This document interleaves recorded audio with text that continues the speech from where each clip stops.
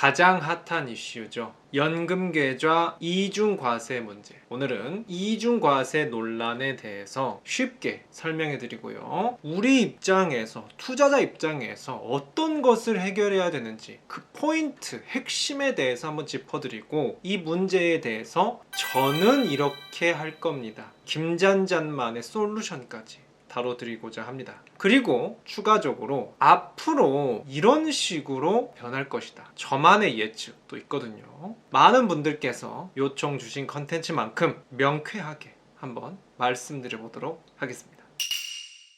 먼저 첫 번째입니다. 이중과세 논란에 대해서 쉽게 설명드리겠습니다. 포인트는 여기에요. 국내 상장 해외 주식 ETF에서 이 분배금, 배당금 라인이 문제가 생겼습니다. 개정 전에는 미국 기업에서 배당금이 나오죠. 그렇다면은 일단 미국에서 이 배당금에 대한 15% 세금을 뗐습니다. 그런데 여기서 재밌는 거는 이 15% 세금에 대해서 우리나라 국세청에서 왜 그걸 뺏어? 하면서 바로 15% 환급을 해줬어요. 그래서 세금이 또이또이로 그대로 들어왔습니다. 하지만 여기서 또 웃긴 게, 이 금융기관에서 다시 투자자에게 배당금을 줄 때는 여기에서는 또 국세청이 돌변해가지고 세금 내야지. 15%를 다시 걷어갑니다. 자, 여기까지 보면은 상식적인 분들은 이게 뭐 하는 거야? 라는 생각 드실 거예요. 이럴 거면은 왜 줬다가 다시 뺏는 거야? 이런 절차가 왜 필요한 거야? 이런 생각을 이 기재부 공무원도 한 겁니다. 그래서 개정을 해야겠다, 효율화를 해야겠다 해서 2021년에 세법 개정안을 발표하고요. 그래서 어떻게 개정이 되었느냐? 미국 기업에서 배당금을 우리나라 금융기관에 줄 때 15%를 떼가는 것은 여전하지만 국세청이 개입을 하지 않는 겁니다. 그리고 배당금도 그대로 투자자에게 가는 거예요. 그렇게 되면은 개정 전에 총 우리 투자자는 세금을 15%가량 냈는데, 개정 후에도 여전히 세금을 15%만 내고 번거로운 과정은 거치지 않고 깔끔하게 됐기 때문에 오히려 사실 이 개정은 잘한 일이라고 볼 수가 있습니다. 특히 이런 어처구니 없는 환급 시스템이 사실 전 세계에서 유일하게 우리나라만 있는 제도였다고 해요. 그렇기 때문에 나쁘지 않다, 잘했다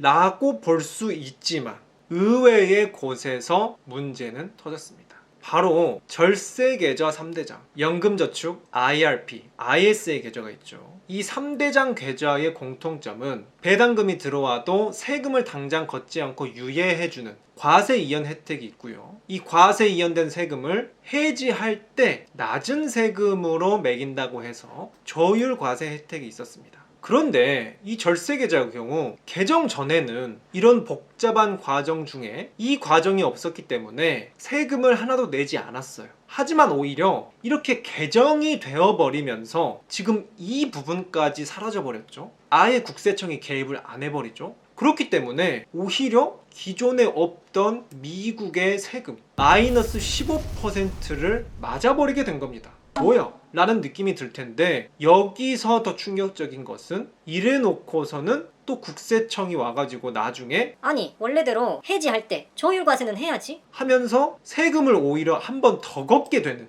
그래서 뭐다? 세금을 2번이나 내버리게 되더라. 이중과세가 되었다. 세금 아끼려고 절세계좌 했더니 오히려 세금이 2배로 늘어난다. 이러니까 난리가 나지 않을 수가 없죠. 그리고 실제로 올해 1월부터 이런 개정안이 반영이 됐기 때문에 피해자가 발생하고 있다고 합니다. 자, 여기까지가 기존 설명인데요. 그렇다면 여기서 더 디테일하게 핵심만 뽑아서 보겠습니다. 그렇다면은 우리 대부분 일반 투자자 입장에서 정확하게 어떤 부분이 문제가 될 것이고 그것을 어떻게 해결해야 될지 살펴보도록 하겠습니다.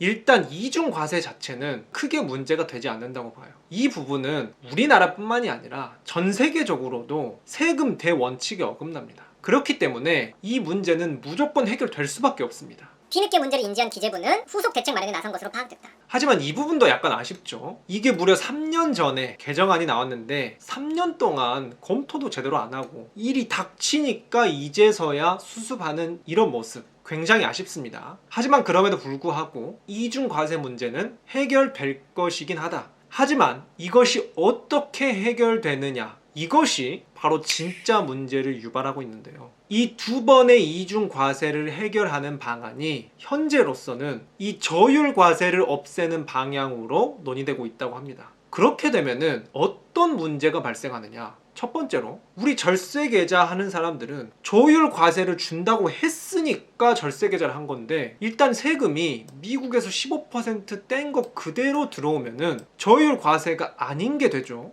약속을 어긴 게 됩니다. 그리고 두 번째로 해지를 할 때까지는 세금을 이연해 준다고 해서 복리로 오랫동안 굴리는 것을 노리고 절세 계좌에 많이 가입을 했는데, 배당금 자체를 미국에서 원천 징수해버리니까 과세 이연 자체가 안 돼버리는 거죠. 이게 바로 진짜 문제입니다. 절세 계좌 자체가 국민연금, 곧 있으면 고갈된다, 이런 말들이 많으니까 개인연금으로 여러분들이 좀 알아서 노후 준비하시면 안 될까요? 하면서 혜택도 이렇게 제시를 해서 저희들이 혜택 괜찮네 해서 계약을 한 것과 마찬가지잖아요. 그런데 이미 돈을 수천만 원, 수억씩 넣어놨는데 이제 와서 갑자기 말 바꿔버린다? 이건 용납하기 어렵죠. 말을 바꿀 거면은 지금까지 넣은 금액 다 뺄게요, 페널티 없이 빼게 해주세요 라고 정부도 손해를 감수해야 되는 거 아닌가 싶고요. 대충 어물쩍 넘어갈 거면은 이 두 혜택 이외에 다른 혜택들도 나중에 이런 식으로 어물쩍 넘어갈 수도 있겠네, 이런 생각이 들죠. 신뢰가 확 떨어졌습니다.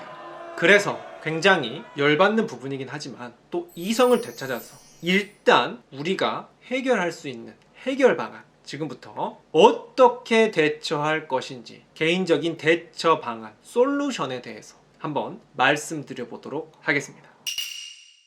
먼저 망가진 부분이 어딘지 전체적인 점검을 해보겠습니다. 절세계좌 3대장에는 이런 상품들이 들어가죠. 국내 ETF들이 있고요, 국내에 상장된 해외 ETF들이 있습니다.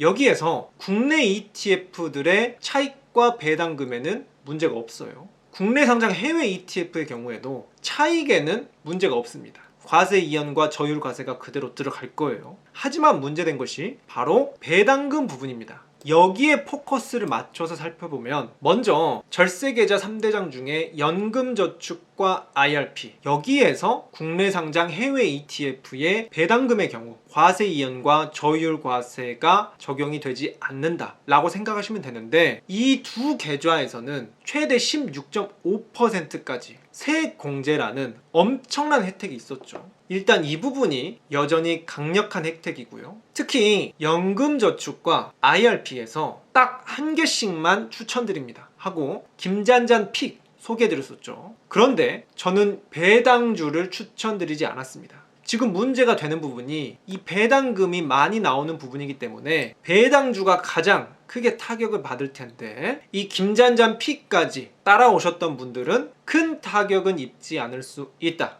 따라서 첫 번째 대처는 다음과 같습니다. 연금 계좌는 유지한다. 아쉬움이 있는 건 맞습니다. 혜택이 소폭 적어지는 것은 맞습니다. 그럼에도 불구하고 세액공제 혜택이 여기는 너무 강력하기 때문에 사실 보자마자 연금 계좌는 그래도 계속 해야겠다 라는 생각이 들었는데요. 고민되는 건 바로 ISA 계좌입니다. 이 ISA 계좌가 좀 애매하더라고요.